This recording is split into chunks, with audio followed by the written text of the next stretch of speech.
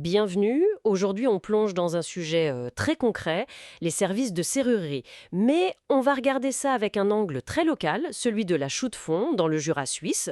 On a des infos qui viennent d'une entreprise du coin, Hugo Dubois. L'idée c'est un peu de décrypter ce qui est demandé, ce qui est essentiel là-bas à 1000 mètres d'altitude. Oui, bonjour. C'est intéressant comme approche, de partir du local. Ça rend les choses plus tangibles. Exactement. Et ce qui ressort tout de suite, vraiment le b.a-ba du métier, c'est l'ouverture de portes en urgence. Vous savez, les clés oubliées dedans, la porte qui claque. Apparemment, c'est très fréquent. La source dit même aux alentours de la place de l'hôtel de ville. On imagine bien la situation, quoi. Surtout l'hiver là-haut. Ah oui, absolument. Ça, c'est le genre de petit drame universel, on va dire. Mais le fait de le mentionner spécifiquement pour la Chaux-de-Fonds, et surtout, la source insiste sur la disponibilité 24/7. Ça, c'est pas un détail. C'est vraiment critique pour ce type d'urgence. Une nécessité, en fait. C'est clair. Et puis, au-delà de l'urgence pure, il y a autre chose qui est mentionné comme populaire, l'installation de barres de sécurité métalliques. La source dit que c'est parce que les gens recherchent plus de sécurité. Cette expression m'a interpellée. Une quête de sécurité. Oui, moi aussi. C'est c'est fascinant. Ce n'est pas juste on installe des barres. Non, il y a ce lien explicite avec une quête. Ça suggère, comment dire, une préoccupation peut-être plus consciente, plus marquée là-bas. Ce n'est plus seulement technique. C'est lié à un sentiment. Et d'ailleurs, l'entreprise a l'air d'y répondre en proposant des évaluations avant de faire l'installation, sur les portes, les fenêtres. Et cette recherche de sécurité, on la voit aussi évoluer avec le changement de serrure. C'est logique quand on emménage. Surtout dans le neuf, il cite le quartier fantaisie. Mais ce qui est intéressant, c'est qu'il parle d'options de haute sécurité.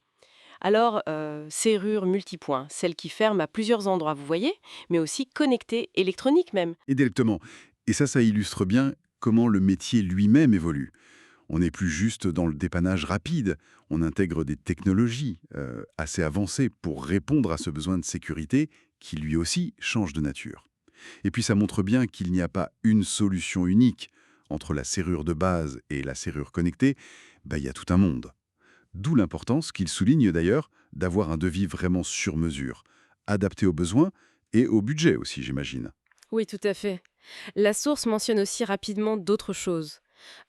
L'installation de coffres-forts, mais de façon discrète, et la réparation des poignées de porte. Ça, c'est plus dans une logique d'entretien pour faire durer les choses.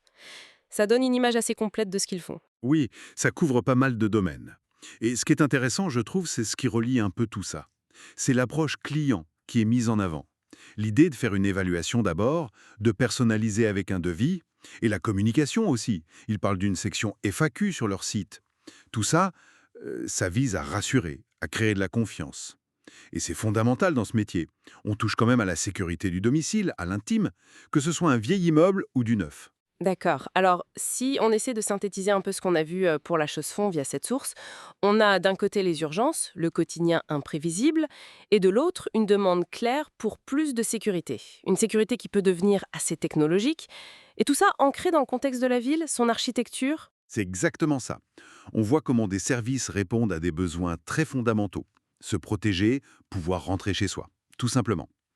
Mais cette mention des technologies comme les serrures connectées ou électroniques, même si c'est présenté de manière factuelle, ça ouvre une réflexion plus large, je trouve, pour l'avenir. Comment est-ce que cette digitalisation de la sécurité, le fait de gérer sa porte avec son téléphone par exemple, comment ça transforme notre rapport à notre espace privé, à notre chez-soi, et finalement notre sentiment même d'être en sécurité? C'est une question qui va bien au-delà de la chaux de fond, pour le coup.